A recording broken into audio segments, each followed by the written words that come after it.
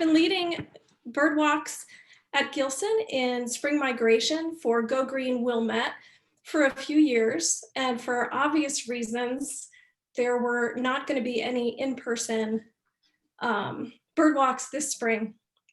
But Go Green was really invested and interested in providing resources for people to get out birding regardless. And so I created a virtual birdwalk site, really just based on what I would do with a group on a birdwalk. So I was really focusing on the areas in the park that might be interesting. So I created a website, I'm gonna pop at, with some explanations about the birdwalk. And then, oh, there's a shot of an actual birdwalk in past years when we could actually be close together. And what I created was a virtual birdwalk interactive map site so that new birders in particular, was aimed at new birders, could sort of look at the various areas each. Here, let me go to the actual site. There we go. So this was a fun project for me in mid and late April, getting ready for migration when, you know, there was a lot of stress for me and everybody. And I am not particularly used to being on video, except now I am because I'm an art teacher and I have to be on video for my classes all the time. But I created a little series of videos with descriptions about various areas in the park, focusing on when you would see what kind of birds and where you would be looking for them.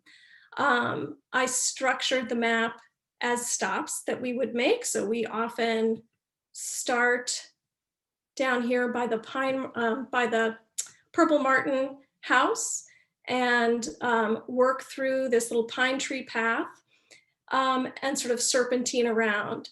I also provided information for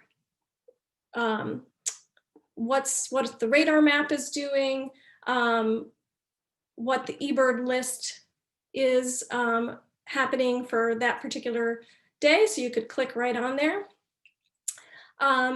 And really, you're spoiled for choice at Gilson. There's so much great habitat, and depending on the time of year, great things to see. And it's a kind of a big area to cover. A lot of my experience birding Gilson has been before work. So depending on the weather, I'll choose whether I'm going to go down to the beach and try to catch warblers coming in right at first light.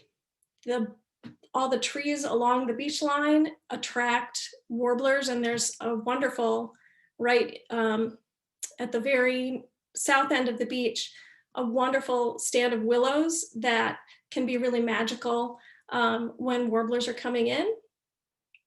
On a misty, cold day, when wind is whipping off the lake, I'll come up to this area where there's a wonderful stand of pines that gives a lot of cover and has been the site of some magical mornings when you wouldn't expect much, or you wouldn't necessarily want to be out because it's really cold. There's been just wonderful concentration of birds in that area. So I will often start down here and then work my way up if I have a lot of time. But if I don't have a ton of time, I will usually start here up on Michigan Avenue. There's a wonderful little thicket. Can I jump in? I think we need to go to the next speaker. Oh, thanks. Great. All right, thanks everybody. Okay. Oh, and the next speaker is Libby Hill. No. Oh, I think The Clark Street Beach speaker Bird is Sanctuary. Julie So and Jerry. yeah, Jerry Hurst and Julie Dorfman. Oh, Thanks, Kat and Heidi. Julie, you're still muted.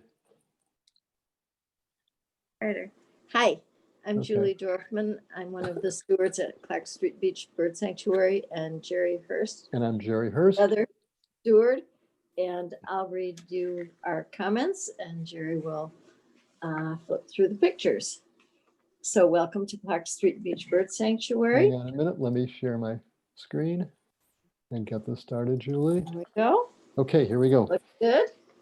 Clark Street Beach Bird Sanctuary at 1811 Sheridan Road in Evanston is located along the Lake Michigan shore just south of Northwestern University's new visitor center that was built in about 2014 or so. It was created from a wide sandy beach, incorporating a small remnant of the habitat Northwestern removed to build the visitor center. This is a view from 1990, before there was really much of, well, a long time ago. Money from the fines that Northwestern paid for violating Evanston's tree ordinance paid for the design, the new plants, and the planting labor of the initial installation at Clark Street Beach in 2015. Since 2016, the majority of the maintenance and new plantings have been done by community volunteers, with some professional help from the Evanston Forestry Department and the Greenways staff. Maintenance includes lots and lots of pulling weeds, controlling invasive species, preparing areas for new plantings, planting, mulching, and watering. Clark Street Beach Bird Sanctuary started out as a partnership between the Evanston North Shore Bird Club and the city of Evanston. It has grown into a supportive community for the birds, insects, native dune plants, and people who come to visit and to be refreshed. Each year, more native trees, shrubs, flowers, and grasses are added, funded by donations from Evanston residents and community groups. As we add more and more native plantings, bird sightings increase. Our volunteer bird monitors have documented 193 different species of birds and posted 811 checklists on eBird. We would welcome additional bird monitors for next spring's migration. Let us know if you would like to join in. Our insect specialists have noted a steady rise in insect variety and populations as well, identifying at least 59 species of insects and arachnids to date. And new plants that belong in a dune shoreline often show up spontaneously. This partridge pea was identified when Jerry and then one of the other volunteers were on the beach waiting for the solar eclipse a couple of years ago, and they were just kind of hanging out and looking at the plants, and lo and behold, there was something we'd never seen before. That just keeps happening. That was sort of one of our early ones, but the original planting included only 22 species, and we are now up to over 145 different species of plants at the site. What an explosion of biodiversity.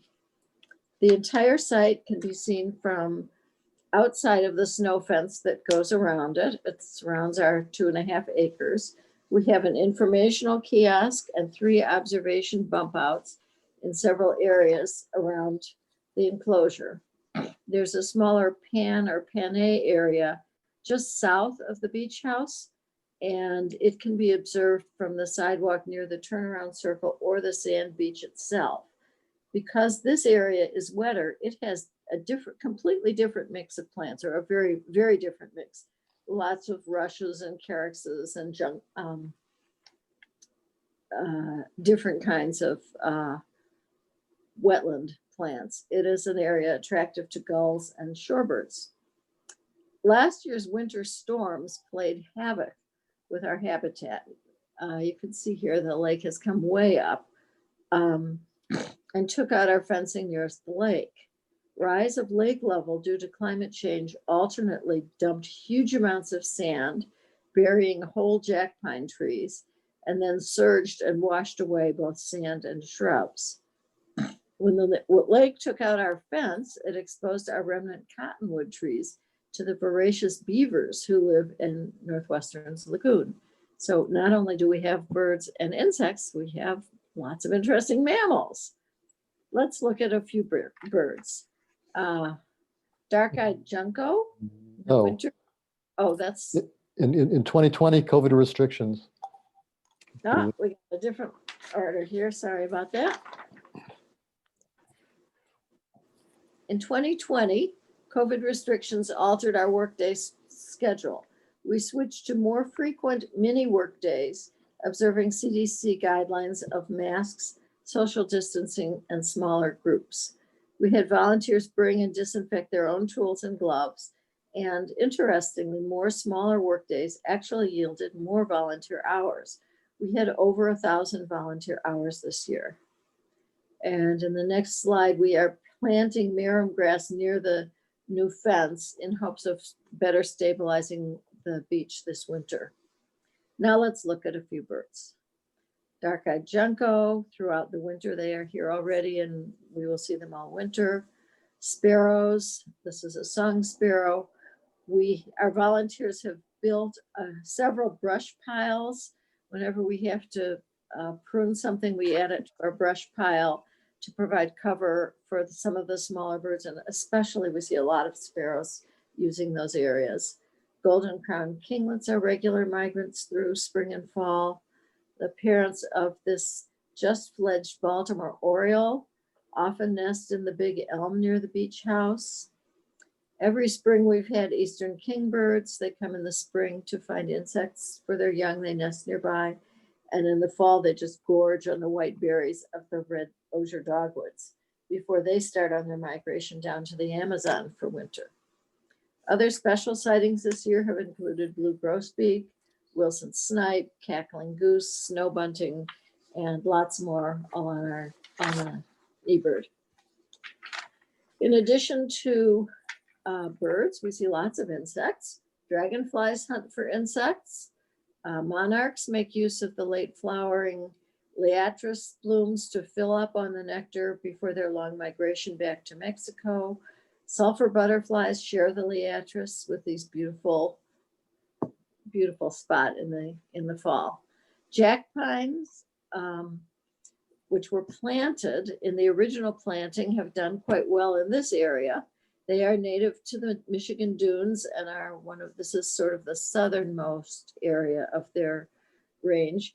And around them, this horsemint just spontaneously sprang up. Within the first year or two, we had a little bit of it and then it just spread. And it's really fun to learn about the plants that are natural associates of each other. A lot of them naturally thrive in sandy areas in groups. So jack pine and horsemint and the sweet fern and the New Jersey tea, they all like to live around each other. In addition to birds and insects, people love coming to the beach. This is a youth group getting a tour in 2018. Our volunteers find a lot of satisfaction in the physical tasks of pulling weeds and watering. And the regulars who have come for several years really get a lot of satisfaction from seeing the habitat develop and have formed close friendships working together on the beach. This is a giant white sweet clover that Libby and Jerry seem to have managed to yank out. Many people comment on the peace and respite in this wild natural area so close to home. Here is a map of our location, 1811 Sheridan. And we are the entrance is just north of there, but really for birding, we recommend that you just walk around the edge and you can in fact see the whole area from the outside of the fence. And this is a picture of the site taken yesterday. Please do come visit us.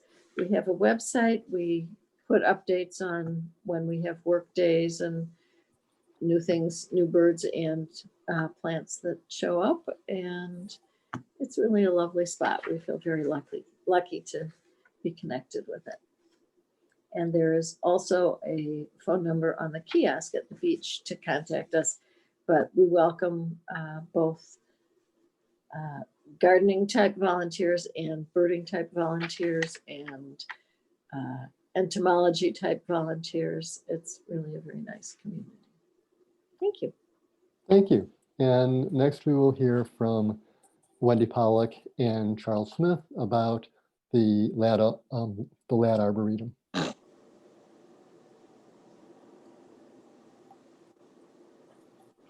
Well, maybe if Wendy doesn't mind, maybe I should go first. Wendy?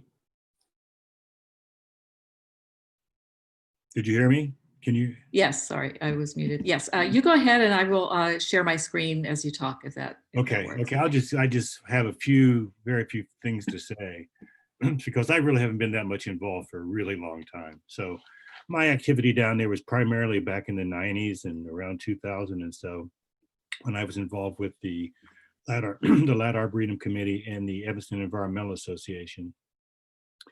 And of course, during that period of time, Linda Lutz and Karen and Ellen were very active in trying to create habitat along the channel, and had much support from the city. Unfortunately, that didn't go on forever. There were periods of time when I think that there was less support, but specifically what's referred to as the Grady Bird Sanctuary, which I built around 2000. The intention was certainly to provide fresh water and habitat, particularly cover for birds, but the main intent was to provide a bird observation location. It's hard to compete with all of the natural, well, the existing cover and variety of vegetation along the channel, and certainly this little area doesn't provide a ton of stuff for the birds, but it did provide a convenient place for people to go and observe birds. And I think that's primarily what it was all about. The intention was to create a kind of reclusive little spot. We built a big berm of dirt behind that area to abate the noise from McCormick, from the street, and create an open space between the waterfall and the channel where people could actually have an opportunity to see migrating birds. And a lot of them did visit the site. But nothing compared to what Wendy has done in terms of opening up the area and drastically increasing the amount of native vegetation in the area, and also the path, which of course creates more opportunity for people to see birds. So, Wendy. Okay, thank you, Charles. Well, I'm going to just go back to this slide. So we're oriented. I am a volunteer steward at the site now, and this is for those who haven't been there. This is where it is. Gilson Park is up just off the image up there. So here comes the channel, and it's on the northwest side. It's the Lad Arboretum as a whole is 17 acres. We're working in the northeast sector of it, so it's about half of it. And the image, the place where Charles, who does beautiful native habitat work and garden design, he was responsible for what you just saw, the waterfall there. And he got me involved through the Lad Arboretum Committee, which then I got absorbed into the Environment Board, which I'm on right now. So this is just for historical context. The Arboretum was the first planting was in 1960, so 60 years ago this year. And this is what it looked like at that point. So there's what Charles did, and there were earlier generations of people who were wildflower enthusiasts, native plant enthusiasts, who made various plantings around the Arboretum. But basically, when I got involved, it looked a little bit like this. And I'm glad Heidi spoke first, because Heidi and Judy were part of this project that got funded by the National Fish and Wildlife Foundation in the end of 2016, that enabled us to really do some much more ambitious work in this area to improve the bird habitat and expand it. So this is what it looked like. The ecology center is just off to the right in this picture, and all along the bank of the channel, there was this dense buckthorn and honeysuckle, lots of Norway maples, dead and dying elms and ashes and so on, very thick. And I gather it was really good for birding, but it was very uniform and not very high quality. So we started that winter with clearing, and there Judy led a bird walk in April of 2017. Judy and Heidi and Living Habitats, her company, developed some initial plans and guidelines for our work there, and a master plant list. We happened to get some plant whips thanks to Leslie Shadd, who's also going to talk a little bit later, and planted them there. And by the fall, the community came in and helped establish a prairie plants in that same area. The idea was that we wanted to maximize the variety of light conditions so that we could, have as much different kind of habitat as possible in this limited space. And that's what it looked like by a year later. And in the fall of last year, it was full of birds that I think Josh may have talked about before, or we'll talk about a little bit later. So this is one of the areas that's very active in the fall migration season and during the winter, and we obviously leave it standing. So further along, Charles mentioned the volunteers have been working now steadily. We've got a great small but mighty group. We work on Tuesday mornings. We're still working, hope to work all winter, and worked in spite of the pandemic. And we're fortunate to have people from the North Branch with really serious buckthorn clearing skills come and join us this year. So we've gotten a lot done. But this is another area, the Grady waterfall that we looked at earlier is just off to the right. And I think, Charles, you planted those red buds, if I'm not mistaken. And this hemlock here. Well, the hemlocks, the junipers, all of the evergreens, of course, were to provide, a little bit more serious cover in wintertime. Right. So, and protection. So this area on the left ended up being another one of our open spaces. It wasn't originally supposed to be, but with the help of a beaver and a lot of other clearing, this is actually what it looked like a year and a half ago. It was pretty unpromising, except that there was a lot more light in there. So we've been planting, and great variety of plants is growing in there. Roses, rose hips, lots of seeds, and the volunteers just spontaneously thought, why don't we make a wood chip path? Because everybody has started walking along here to enjoy this, the bank of the channel.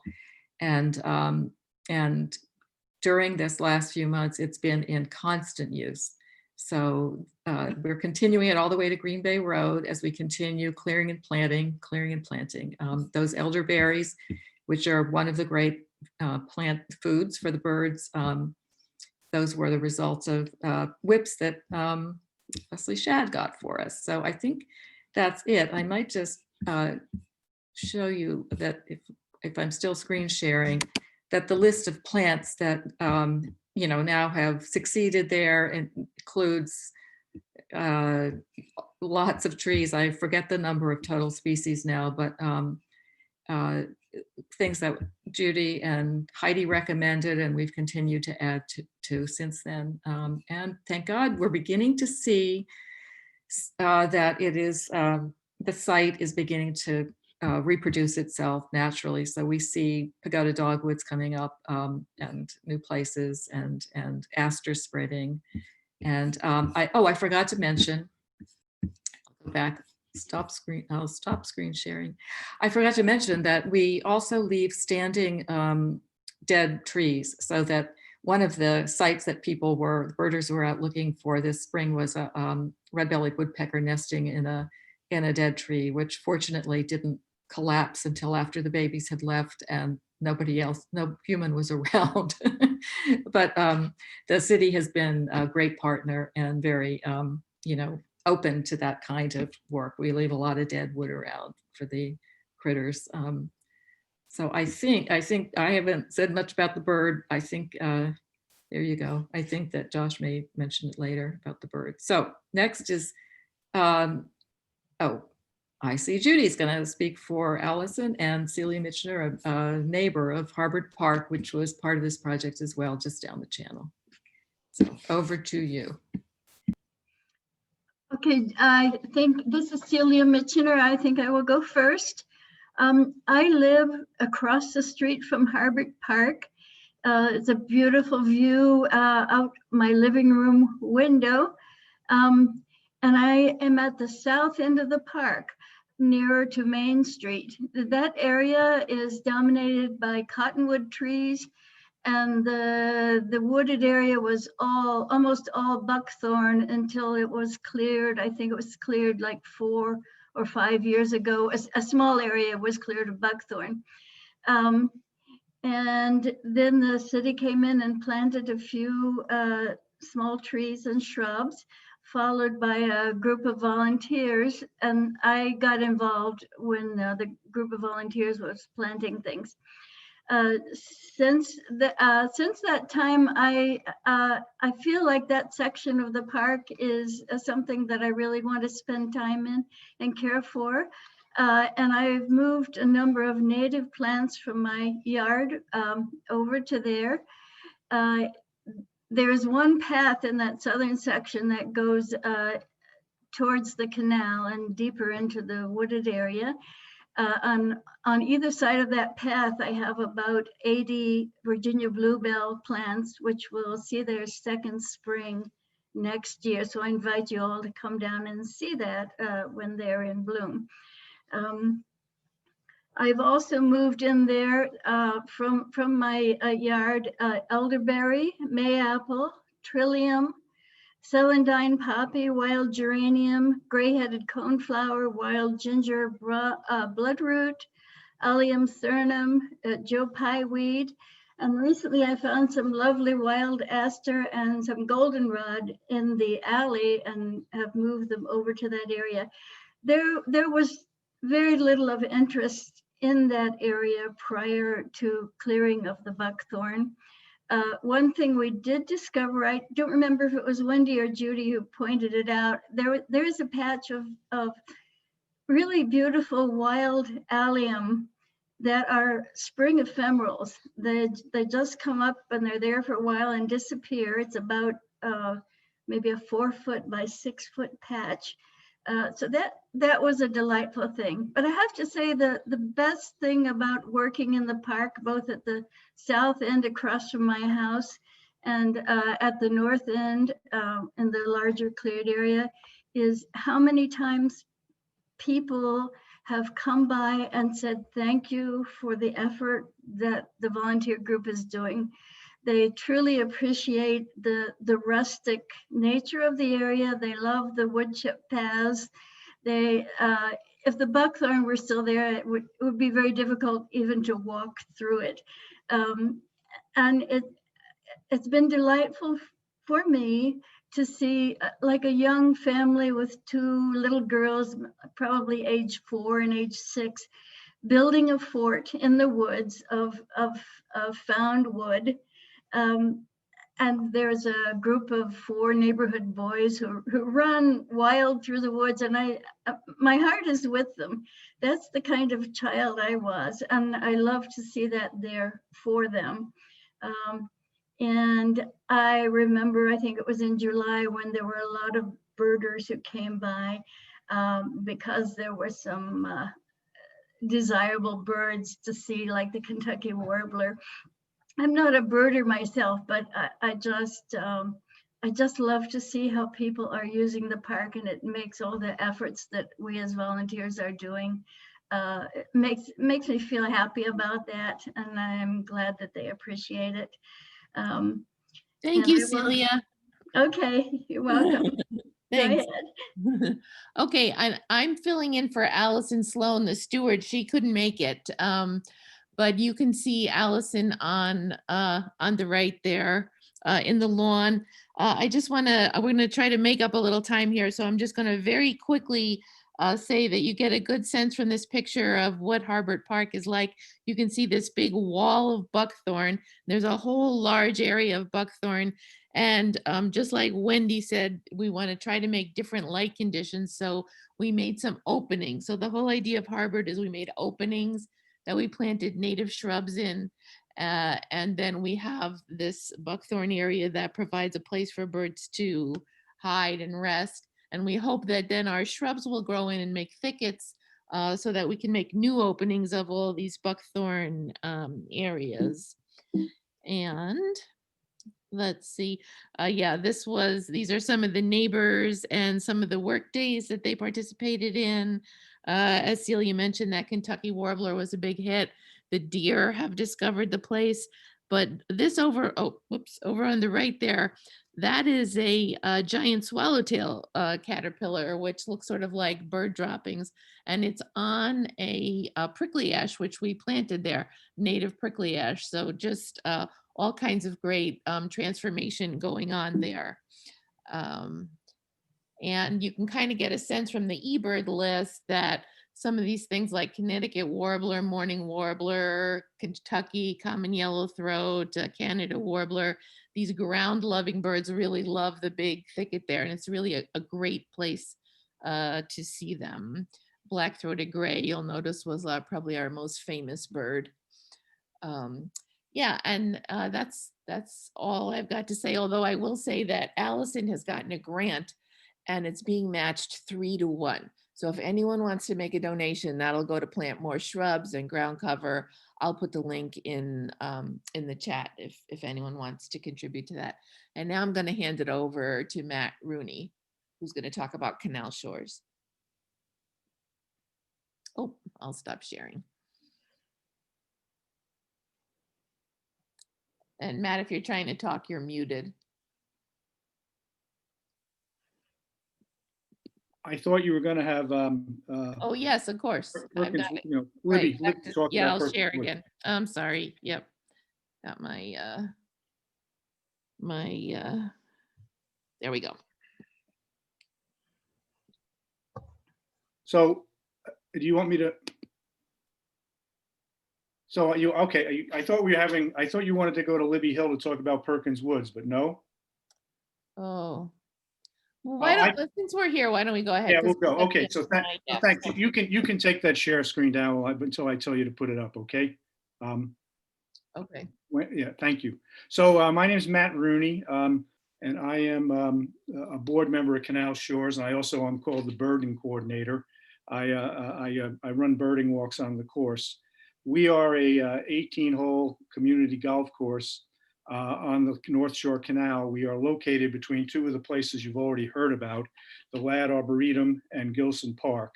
We have 87 acres of green space, of which the golf course only takes up about half. And we have 4 missions on the golf course: golf, youth development, ecology, and community. Golf is, needless to say, self-explanatory in terms of using the course to play golf.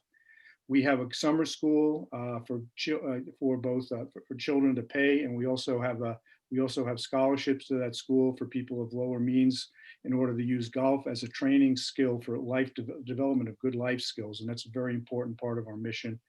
Third is our ecology mission, which I'll delve into more in a second or two. And finally, we care very much about the community, both in terms of volunteerism and using the course. Evanston has movies on the community. We have the space concert there. There are events that take place on the patio. So we consider ourselves a community hub. In terms of our ecology mission, the course is very serious about the idea of doing a lot of the things other people have been already talking about.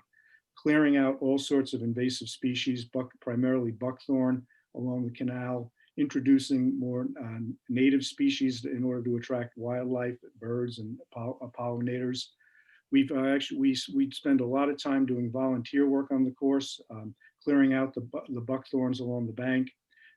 We've put in four native habitat areas, and we are working on putting in more and putting in some more walking paths. And we recognize that our native habitat is primarily going to be a good place for migratory birds, being along the canal heading into the lake at Gilson Park. So last summer we hired Living Habitat, primarily through Judy, with a number of volunteers. We conducted a bird survey on the northern third of the course, and during that survey we found 137 different species of birds were using the course as a migratory path. We also continued into the summer the study to see what birds were nesting on the course. As of this date, in terms of, we have a lot of people who become interested on birding on the course. We have 182 species we've spotted on the course. I should say that most important thing to remember, if you remember anything, is our website is Canal Shores, the two words run together, .org. And everything I'm talking about is up there under an ecology dropdown. We did this master ecology plan in terms of renovating the course. That's up there if you want to see it. The bird survey is up there. List of the birds we see is up there. And so you refer to all of that by going to the website. So as I said, we did a bird survey last summer, and as part of that summer, Judy and the rest of us involved came up with these recommendations for how to improve the course, and we are following that with our restorations. In other words, trying to make the place, as we remove invasive species and put native species in, we try to follow these guidelines to do things like some other people have already talked about. The idea that you leave some patches for the birds to stay in. When you cut things down, we put it down by the canal, so there are places for the sparrows and things to hide. So we are actively trying to use that as we improve the course. We actively encourage people to use the golf course for birding. I run birding walks there in the spring and the fall. We didn't do any in this spring, obviously. Judy, you can put the map up now for me, please. This fall, we did have some birding walks on the course. We've designated two different birding routes on the course, a north route and a south route. The north route is the map I put up here. These maps are up on the website. You're welcome to come. You're welcome to take a self-guided tour of the course, follow it with various spots that are good for birding marked off on it. And there are the two good cross streets of the course are in terms of parking, where there's free parking for 4 hours if you want to come up and go birding by the course, are Lincoln in the south to do the south birding loop, and Maple in the north to do the north birding loop. Finally, I'll add, we do care deeply about our ecology mission and work very hard on it. We have been certified by the Audubon International Society as an ecologically and environmentally friendly golf course. We got that certification 4 years ago, and we just recently had an inspection and got renewed with flying colors. So come out there and come birding on the golf course. You can join me on one of my walks in the spring or fall, or just do it on your own. Thanks. And now let's see, you want me to pass it back to Libby at this point? So let's go to Libby. Okay.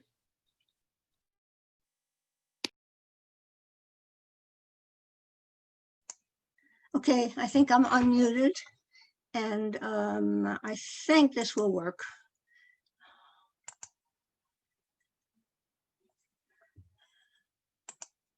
Okay, so I'm going to talk about Perkins Woods. Perkins Woods is in Northwest Evanston. It's like a square block.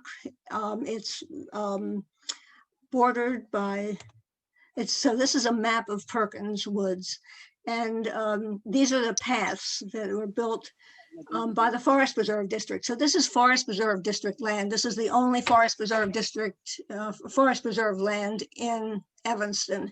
And you can see that they built these paths that intersect in the middle.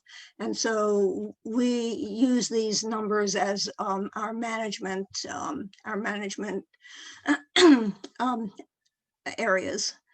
I have to say that you'll see pictures of this particular area. This particular area was sort of very park-like at one point. Okay, so this is 7.5 acres, and it's a remnant of Libby, what we was can't called see the your slide. Big Woods. Which is, Libby, we can't see the We can't see slide. your slide. what? We can't see your slides. You have to share your screen. I did. Oh, well, okay, wait a second.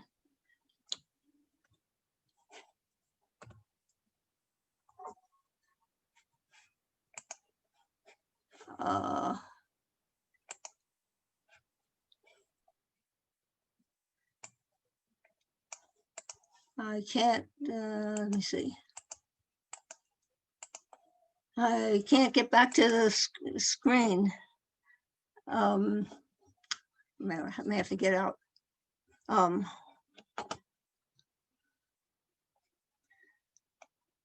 You press the share screen button. Well, if it were here, that would be great. Like a green button at the bottom. No, it's not coming up. That's what's so peculiar about it. Can you go on to somebody else, and then I'll see where the share screen is not coming up. It should Yeah, be. let's hear from Leslie. Yeah. Okay, I'm with Natural Habitat Evanston, and I am not a steward, unlike all these really fantastic people. I co-lead Natural Habitat Evanston, which is and founded that. It's an effort to raise awareness, community engagement. We have a newsletter, a Facebook group. We do PowerPoints for community groups like the League of Women Voters and garden clubs and neighborhood groups to talk with them about sustainable ways to, garden and attend to your yard for insects and birds. And then we also organize public comment on various initiatives before Evanston. One thing that Judy mentioned was the Channel Habitat Fund. That is to benefit both Harbert that she was talking about, and also Lat Arboretum. And that's a fund set up at Citizens Greener Evanston. Natural Habitat Evanston is part of a larger environmental group called Citizens Greener Evanston. I did put that in the share. One thing that we worked on, just to kind of have an relative, an important educational goal, was to have Evanston, the whole community, certified as a community wildlife habitat with National Wildlife Federation. That is not a rigorous certification. It's a self-certification, but it does require that you intentionally think through what habitat means in your own yard. And they have found that actually improves the quality of your yard for wildlife, because you're actually thinking through natives and avoiding pesticides and things like that. But then the 2.0 version of that, I'm going to just show you and not bother with screen sharing. We're working on a pollinator pledge for pollinators and birds. It's 6 steps to encourage people to plant native plants, leave leaves and plant stalks, avoid chemicals as much as possible, less mowing, which means planting natives and reduce the size of your turf, and avoiding light pollution. So this is in order to encourage this. We have a website set up, and we're sort of treating it also as a petition to the city of Evanston and to yard companies. So this winter, I'm reaching out to yard companies to talk with them about creating a pollinator and bird-friendly package that would actually include native plants, leaving leaves and plant stalks, no leaf blowers. So it doesn't mean they have to only do that, but that they could offer that as an option for their clients. Other things, we have an eco hub, which shows everything that Evanston is doing. Citizens Greener Evanston has an eco hub that shows everything that everyone in Evanston is doing, even beyond Citizens Greener Evanston. It shows, I believe it shows all the natural areas as well as other things going on in Evanston. So that's sort of mapped and thinking about the various mapping that's going on in these various steward efforts. The other thing is when we do organize community comment, we've done things like protecting trees. I mean, there have been trees that have been endangered by development, by subdivisions, and also right now there's Isabella Woods, which Wendy Pollock named here. And that was a genius move to try to protect these old trees on the north side of Evanston back again under threat. So, the city also is working on a tree ordinance. So we will, when the time comes, try to garner support for that. In addition to the Channel Habitat Fund, we also set up a fund to help pay for Dutch elm disease treatments in Evanston. And to the extent we don't need it for that, we're going to use it to improve the urban canopy, either public or private trees. As Wendy mentioned also, we try to get trees and plants planted at schools and parks and encourage volunteers to donate in all these wonderful places you're hearing about. So we do articles on volunteers. Okay, Leslie, I think you got to finish up. I'm done. That's the end. Okay, great. So back Thank to Libby. you. All right. All right. I'm clicking on share screen here. So Then another hopefully, thing comes up where you can pick what. is that working? Is that working? No, it's not. Do you want to just say a few words about Perkins? Yeah, I'll do that. All right, so Perkins is in Northwest Evanston, and it's 7.5 acres. I'll just talk from my slideshow. It's got paths all the way through so that that you can bird from all of these paths. And some people go, kids particularly, go off the paths and build all these teepees and so on. And they just, and it's just a wonderful thing. It's been a wonderful thing during this pandemic, because the kids have had a place to play in the woods. They'll just bring their bikes and they'll meet their friends there. So it's 7.5 acres. It's a remnant of the original woods, and it's I didn't put up a map of, well, it wouldn't matter because you couldn't see it, but it's Ewing Avenue, Colfax, Bennett, and Grant Street. It's next to Lincolnwood School, and it's across the street from $1 Million Homes, which has something to do with how we manage. We're not really allowed so far to burn brush piles. We wouldn't burn the woods because that's not fire ecology. In 1939, on October 22nd, the original surveyor found that there were red and white oak, ash, elm, basswood, bur oak, and hickory, and the land was level and wet. And that's pretty much what we have there, except that we've also, maples have begun to invade. Well, they began to invade quite a long time ago. We have at least 3 ponds. The woods has been severely impacted by the loss of elms and the loss of green ash. So Perkins has been known for generations as a go-to place for spring wildflowers. So I have, I don't know why my screen wouldn't share, but I have a picture of what it was like in 1991 when I became a steward, and this is a park-like area in the center. The first thing that we did was to begin to control and eventually almost eradicate garlic mustard. And that took us years, from 1991, and now we don't even have garlic mustard pulls because there's not very much to pull. The first thing that I did was to do a transect survey of the trees and the shrubs, not the shrubs, but the trees and of all different sizes. And in 1991, and then we did another one 2 years ago with students at Northeastern Illinois University. And for that, you could see what has happened to the woods because of the loss of green ash. But a few years ago, the Forest Preserve District put in new paths and sort of prettied up the entrances to the woods so it would look like it was something that was being cared for. So during all this time, we have been attacking buckthorn primarily by cutting and herbiciding. But this year we did something different. We have a lot more people wanting to come out into the woods and help because they want to get out of the house. And so now we're having every Sunday morning work days. And we've chosen one area to start working in. It was a buckthorn thicket. I don't think I've ever been in such a buckthorn thicket. And we don't know why. We worked in this area 3 years ago, and we don't know why it's built up. So we have been digging rather than herbiciding, rather than cutting and herbiciding. And we have made such enormous progress. I wish I would be able to show this to you, this picture of the enormous progress that we've made, but I don't even recognize the woods when I go into it. So we also have been planting in there. We had a lot of young ash. We had a whole young ash grove. So we got rid of the young ash grove, and we planted shrubs. The money was donated by the Perkins family. So that was really great.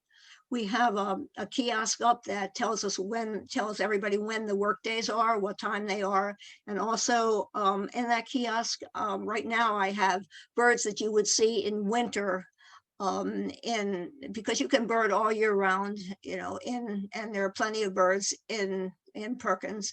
And also I have a slide there of some of the birds that you would see in the spring, but I guess maybe hopefully Josh or John, John is our official bird monitor, will show it. And my final picture is showing a pair of wood ducks, because wood ducks are almost like an icon of Perkins Woods. People expect to come in there. We have 3 ponds and they expect to come in there. And so anyway, if anybody wanted to volunteer, they just contact me. We do not have a website. We don't have a Facebook page, but within the last month, the Evanston and North Shore Bird Club has just adopted Perkins Woods as a project. So I think that we'll be able to use the website and also and the Facebook page. So thank you, Libby. that's it. I'm done. Okay, I'm done. Great. Thanks. So next is John Bates. And let me just say, because we're a little bit past 7, that we're going to, we'll finish up by 7:15 definitely.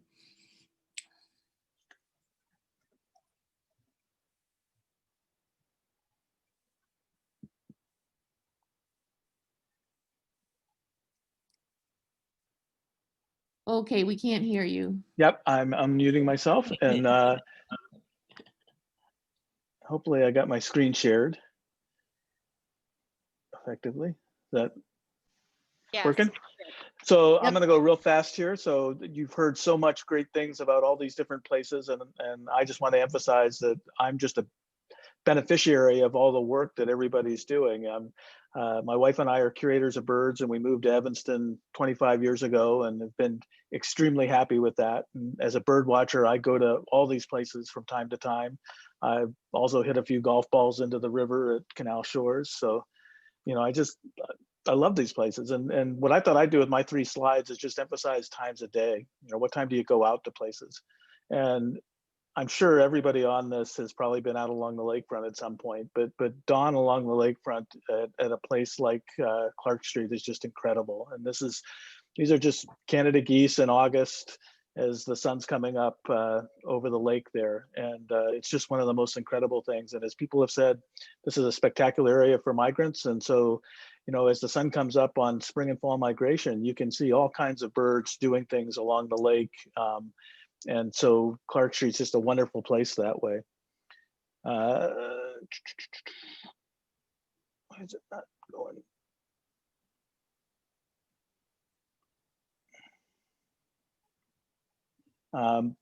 My next slide is from Perkins Woods, where, as Libby said, I'm monitor, and we do bird walks at Perkins Woods. Josh and I have done walks for the last couple springs and falls, and it's just wonderful. And I just wanted to give a shout out for some of the breeding birds at Perkins Woods and just the North Shore area. And so this is a picture of a red-eyed vireo, and throughout the summer you can go into Perkins Woods, and one of the first birds you'll hear in the morning are the different pairs on their territories around the edges of Perkins Woods. And it's one of my favorite things as a bird monitor to go in June and July and hear these birds singing.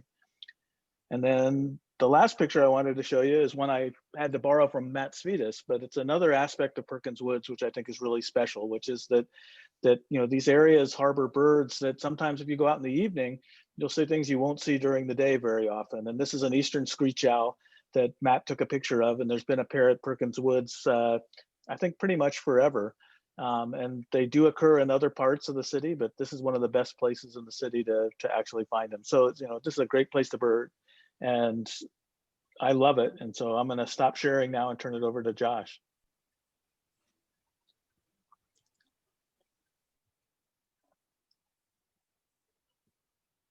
All right. Thanks, John. Let me get my screen shared.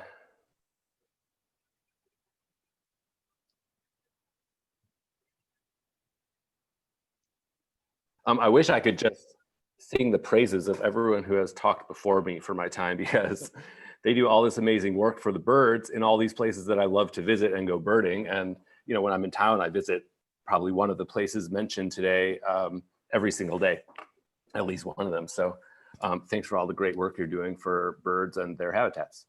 Evanston has a lot of birds, so I couldn't talk about them all in my 5 minutes. So I just decided I would focus on something that's going on right now, sort of current events of the birding world. But first, I'm going to take you back to 1996, the last time an evening grosbeak was seen in Evanston. It's a beautiful finch that lives in the North Woods. This is a black and white photo that was published in Meadowlark magazine, which is the Journal of Illinois Birds, taken by one of my birding mentors, Eric Walters, January 13th, 1996. This was the last time an evening grosbeak was seen in Evanston or Wilmette, in our general area, until yesterday, when I took this photo at Gilson Park. So of course, this was really exciting. It's been 20-something years since an evening grosbeak has been here. I happened to come across them birding in Gilson Park, one of my favorite local birding spots that was talked about earlier in the program. And but as exciting as it was not totally unexpected, because something this year, this fall, is happening with evening grosbeaks, and they are moving our way. So what I have here, this is an eBird map that shows evening grosbeak sightings for about the last 11 or so years. So from 2010 until last month, now 2 months ago, September of 2020, each blue spot represents one sighting or one location where an evening grosbeak occurred over that 11 or so year period. So there aren't very many. None in Evanston. You can see where Evanston is on the map. There's one at Rose Hill Cemetery in Chicago that spent the winter a couple of years ago. But it's become a very rare bird. Yet something is happening this year, and already in October we have all of these sightings in the Chicago area in Northwest Indiana. So something is happening. They're moving south out of Canada into our area, so it's a bird to be on the lookout for. So even though I saw it yesterday, it was the first in 20-something years, it's very possible that they will be around for maybe the next few weeks, and somebody else might see one like at their feeders. But it's not only happening with evening grosbeaks. There's a whole set of birds, especially different kinds of finches, that are known as eruptive, which means that resource availability, their annual movements depend on the availability of certain resources, especially food resources, what they eat. And it can be very hard to predict from one year to the next how many of these species will be around in our area. And some years it's none, some years it's a few, some years it's lots. And often it varies between each species. So for example, pine siskins, we get a few of every year. Even though last winter we had almost none, but all of a sudden we had record numbers in the last month or two. You might have had them on your bird feeders. They like Niger seeds, sunflower chips. Here's one in the top right, which is eating some native wildflower seeds right here in Evanston. So we had record numbers of pine siskins. Purple finch is another one whose numbers vary from year to year.